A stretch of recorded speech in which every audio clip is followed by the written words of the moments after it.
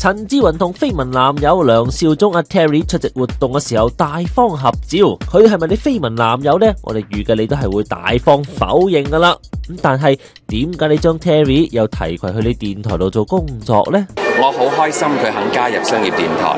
因為呢個對佢嚟講係一個新嘅工作、新嘅挑戰。佢加入電台嘅時候，我想邀請佢入嚟呢，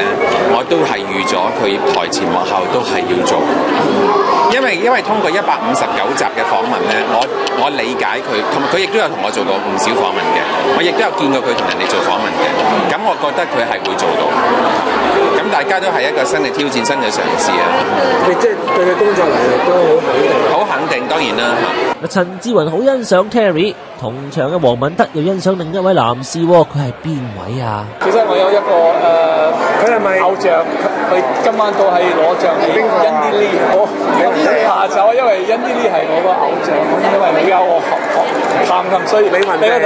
我一陣間我唔知我攞呢個彈琴，所以我希望可以